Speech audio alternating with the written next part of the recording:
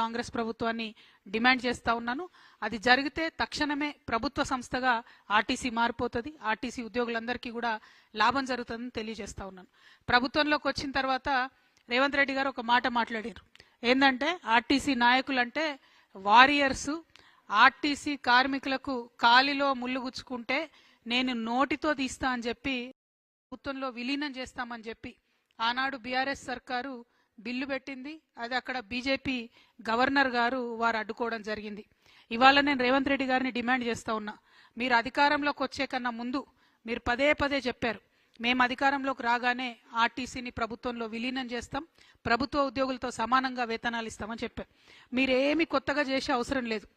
Already bill governor దగ్గర రెడీగా ఉంది, ఉభయ సభల్లో పాస్ అయి గవర్నర్ గారి దగ్గర ఉన్నది. దాన్ని త్వరితగతిన పాస్ చేయించాలని చెప్పి నేను రేవంత్ రెడ్డి గారి ప్రభుత్వాన్ని, కాంగ్రెస్ ప్రభుత్వాన్ని డిమాండ్ చేస్తా ఉన్నాను. అది జరిగితే తక్షణమే ప్రభుత్వ సంస్థగా ఆర్టీసీ మారిపోతుంది. ఆర్టీసీ ఉద్యోగులందరికీ కూడా లాభం జరుగుతుందని తెలియజేస్తా ఉన్నాను. ప్రభుత్వంలోకి వచ్చిన తర్వాత రేవంత్ రెడ్డి గారు ఒక మాట మాట్లాడారు. ఏంటంటే ఆర్టీసీ నాయకులంటే వారియర్స్, ఆర్టీసీ కార్మికులకు కాలిలో ముళ్ళు గుచ్చుకుంటే నేను నోటితో తీస్తా అని చెప్పి రేవంత్ రెడ్డి గారు చెప్పినటువంటి సందర్భం. కానీ 2.5 సంవత్సరాలు అయింది. వారి గుండెల్లో గాయమైతున్నా కూడా కాంగ్రెస్ ప్రభుత్వం కనీసం కన్ను తిప్పి కూడా చూడనటువంటి పరిస్థితి ఇవాళ ఆర్టీసీలో ఉన్నది. ఆర్టీసీ కార్మికులు పెరిగినటువంటి పని ఒత్తిడితోని ఏదైతే మహాలక్ష్మి పథకం పెట్టారో దాంతోని ఆక్యుపెన్సీ రేషియో 2 3 పెరగడం జరిగింది.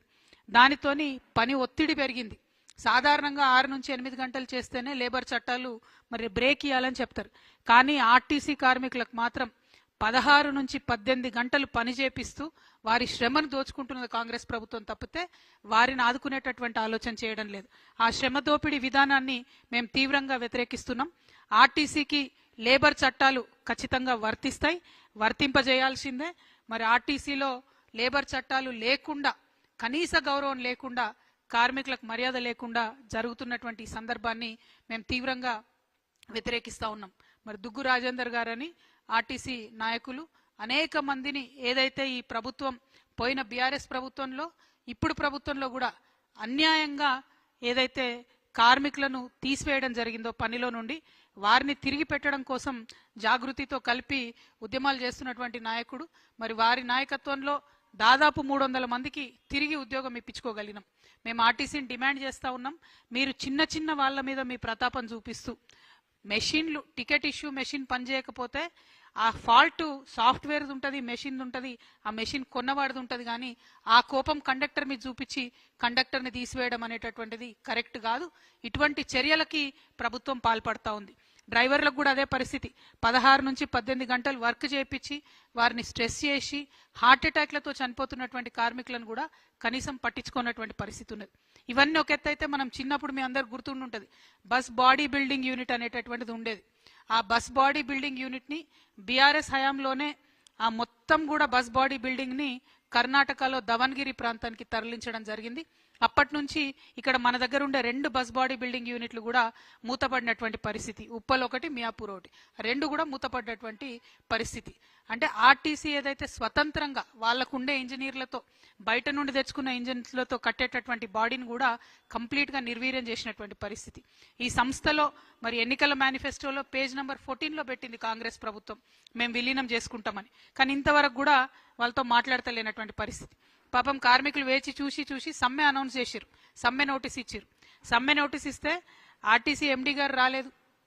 కానీ సిపిఐ రాష్ట్ర కార్యదర్శి కూనంనేని సాంబశివరావు గారు, కోదండరాం సారు, దేవరకద్ర ఎమ్మెల్యేలు రామ్మోహన్ రెడ్డి గారు, మసూదన్ రెడ్డి గారు చర్చల్లో పాల్గొని త్వరలోనే పరిష్కారం చేస్తాం, ఇండియా పాకిస్తాన్కి యుద్ధం అవుతుంది, వార్ అవుతుంది, మీరు బంద్ చేయను అని చెప్పారు. అంటే బంద్ పెట్టారు. కానీ ఆ తర్వాత ఇప్పటి వరకు ప్రభుత్వం మళ్ళీ వాళ్ళని పిలవలేదు, మాట్లాడలేదు. కార్మికుల సమస్యలు మాత్రం ఎక్కడ వేసిన గొంగళ్ళే అక్కడే అన్నట్టు ఉంది. కాబట్టి తక్షణమే ప్రభుత్వం దీని మీద దృష్టి పెట్టాలని చెప్పి నేను కోరుతా ఉన్నా. ఇక మేము జనం బాటలో తిరిగినా మామూలుగా పొద్దునుండి సాయంత్రం వరకు మాకు మహిళలు ఇంటరాక్ట్ అయ్యేటటువంటి వాళ్ళు చెప్తున్నది ఒకటే మాట, అసలు ఎవరి కోసం పెట్టిండ్రు ఫ్రీ బస్సు, ఎందుకోసం పెట్టిండ్రు, మాకు ఆత్మగౌరవం లేకుండా చేస్తున్నారు, మాకు ఇబ్బంది కలుగుతున్నది, ఈ ఫ్రీ బస్సు పెడితే బస్సుల సంఖ్య పెంచండి అని మహిళలు ఒక పక్క మాట్లాడుతున్నారు. ఇంకొక పక్క వికలాంగులు మరి మాకెందుకు ఫ్రీ ఇవ్వరు ఈ బస్సులో, ఎందుకంటే ఫ్రీ బస్సులు పెట్టి ఓవర్లోడ్ అయిన బస్సులు ఏ ఒక్కటి కూడా బస్ స్టాప్లో ఆగకుండా దూరం ఆగుతున్నాయి.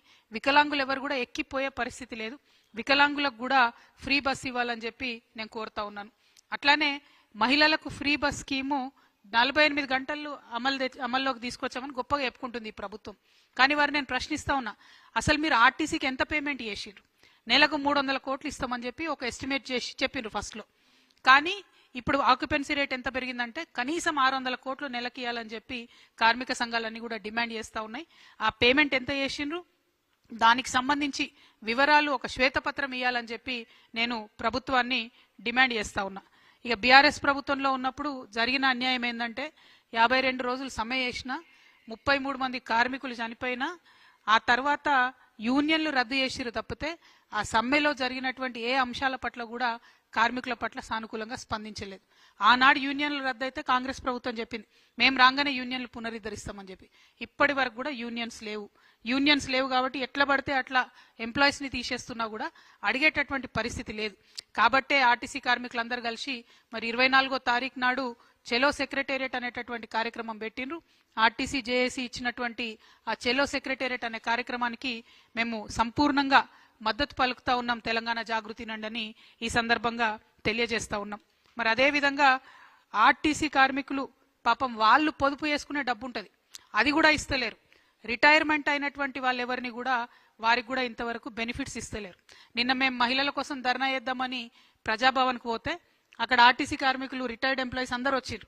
ఎందుకంటే ప్రభుత్వం నుండి ₹1 కూడా వస్తలేదు, మాకు డబ్బులు ఇవ్వాలని చెప్పి వాళ్ళు అడుగుతా ఉన్నారు. సో అల్టిమేట్గా మేము ప్రభుత్వాన్ని కోరేది ఒకటే, మీరు ఈ సంస్థను నిర్వీర్యం చేసే ప్రయత్నంలో ఒక కొత్త మిష పెట్టుకొని ముందుకు వచ్చారు. ఏంటిది? సిటీ బస్సులు 2800 తిరుగుతుంటే పొల్యూషన్ అవుతుంది కాబట్టి ఎలక్ట్రిక్ బస్సులు ఇన్వాల్వ్ చేస్తామని చెప్తున్నారు. ఓకే, సంతోషం, ఎలక్ట్రిక్ బస్సులు పెడుతున్నారు. కానీ గమ్మత్ ఏంటంటే ఆ ఎలక్ట్రిక్ బస్సులను ప్రభుత్వం కొంటలేదు, కేవలం అద్దెకు తీసుకుంటుంది. అద్దెకు తీసుకునే ఈ బస్సులకు వాళ్ళ కిలోమీటర్కి ఇంత అని చెప్పి యాజమాన్యాలకు డబ్బులు చెల్లిస్తున్నారు. ఇంకొక పక్క మన ఆర్టీసీ బస్ డిపోలను ఖాళీ చేసి ఎలక్ట్రిక్ బస్సులకు సపరేట్గా డిపోలు ఖాళీ చేసి ఇస్తున్నారు. అక్కడ ఏం జరుగుతుంది? ఆ డిపోలలో వాళ్ళు మన కరెంట్ యూజ్ చేసి ఛార్జింగ్ పెట్టుకుంటారు. అంటే కరెంటు బిల్లు మనమే కడతాం, ఉల్టా ప్రైవేట్ వాడికి కిరాయి మనమే ఇస్తాం. బస్సు కూడా ఆర్టీసీ ఆస్తి కాదు. ఇవన్నీ ఒక ఎత్తు అయితే ఆ బస్సు నడపడానికి డ్రైవరు, ఆ బస్సులో ఉండే కండక్టరు, ఆ మెకానిక్లు అందరూ కూడా అవుట్ సోర్సింగ్లో తీసుకుంటా ఉన్నారు. అంటే వాళ్ళు మన పిల్లలే, అవుట్ సోర్సింగ్ ఎంప్లాయీస్తో మాకు ఇబ్బంది లేదు. కానీ వారు ఆర్టీసీ ఎంప్లాయీస్ అయితే ఒక బరువు ఉంటుంది, ఒక బాధ్యత ఉంటుంది, ఒక ట్రైనింగ్ ఉంటుంది, ఒక రెస్పాన్సిబిలిటీ ఉంటుంది. అది లేకుండా అవుట్ సోర్సింగ్లో తీసుకున్నారు. మొన్న దుగ్గు రాజేంద్ర అనే చెప్తున్నారు, ఒక కండక్టర్ కరీంనగర్ లెక్కిండట అవుట్ సోర్సింగ్లో తీసుకున్న పిల్లాడు హైదరాబాద్కి వచ్చే లోపల ₹9,000 పైసలు వసూలైతే ఆ 9,000 పట్టుకొని వాడు మధ్యలో దిగి వెళ్ళిపోయాడు. అడిగేటోడు ఎవరు దిక్కులేడు. అంటే బాధ్యత ఉండదు బేసిక్గా, బయట నుండి అవుట్ సోర్స్ నుంచి తీసుకుంటే. వాళ్ళ ఆర్టీసీ ఎంప్లాయీస్ అయితే బాధ్యత ఉంటుంది. రేవంత్ రెడ్డి గారిని డిమాండ్ చేస్తా ఉన్నా, మీరు అధికారంలోకి వచ్చే కన్నా ముందు మీరు పదే చెప్పారు, మేము అధికారంలోకి రాగానే ఆర్టీసీని ప్రభుత్వంలో విలీనం చేస్తాం, ప్రభుత్వ ఉద్యోగులతో సమానంగా వేతనాలు ఇస్తామని చెప్పారు. మీరేమి కొత్తగా చేసే అవసరం లేదు. ఆల్రెడీ బిల్లు గవర్నర్ దగ్గర రెడీగా ఉంది. ఉభయ సభల్లో ప్రభుత్వంలో విలీనం చేస్తామని చెప్పి ఆనాడు బీఆర్ఎస్ సర్కారు బిల్లు పెట్టింది. అది అక్కడ బీజేపీ గవర్నర్ గారు వారు అడ్డుకోవడం జరిగింది. ఇవాళ నేను రేవంత్ రెడ్డి గారిని డిమాండ్ చేస్తా ఉన్నా, మీరు అధికారంలోకి వచ్చే కన్నా ముందు మీరు పదే చెప్పారు, మేము అధికారంలోకి రాగానే ఆర్టీసీని ప్రభుత్వంలో విలీనం చేస్తాం, ప్రభుత్వ ఉద్యోగులతో సమానంగా వేతనాలు ఇస్తామని చెప్పారు. మీరేమి కొత్తగా చేసే అవసరం లేదు. ఆల్రెడీ బిల్లు గవర్నర్ దగ్గర రెడీగా ఉంది. ఉభయ సభల్లో పాస్ అయి గవర్నర్ గారి దగ్గర ఉన్నది. దాన్ని త్వరితగతిన పాస్ చేయించాలని చెప్పి నేను రేవంత్ రెడ్డి గారి ప్రభుత్వాన్ని, కాంగ్రెస్ ప్రభుత్వాన్ని డిమాండ్ చేస్తా ఉన్నాను. అది జరిగితే తక్షణమే ప్రభుత్వ సంస్థగా ఆర్టీసీ మారిపోతుంది, ఆర్టీసీ ఉద్యోగులందరికీ కూడా లాభం జరుగుతుందని తెలియజేస్తా ఉన్నాను. ప్రభుత్వంలోకి వచ్చిన తర్వాత రేవంత్ రెడ్డి గారు ఒక మాట మాట్లాడారు. ఏంటంటే ఆర్టీసీ నాయకులంటే వారియర్స్, ఆర్టీసీ కార్మికులకు కాలిలో ముళ్ళు గుచ్చుకుంటే నేను నోటితో తీస్తా అని చెప్పి రేవంత్ రెడ్డి గారు చెప్పినటువంటి సందర్భం. కానీ 2.5 సంవత్సరాలు అయింది. వారి గుండెల్లో గాయమవుతున్నా కూడా కాంగ్రెస్ ప్రభుత్వం కనీసం కన్ను తిప్పి కూడా చూడనటువంటి పరిస్థితి ఇవాళ ఆర్టీసీలో ఉన్నది. ఆర్టీసీ కార్మికులు పెరిగినటువంటి పని ఒత్తిడితోని ఏదైతే మహాలక్ష్మి పథకం పెట్టారో దాంతో ఆక్యుపెన్సీ రేషియో 2 3 పెరగడం జరిగింది. దానితోని పని ఒత్తిడి పెరిగింది. సాధారణంగా 6 నుంచి 8 గంటలు చేస్తేనే లేబర్ చట్టాలు మరి బ్రేక్ ఇవ్వాలని చెప్తారు.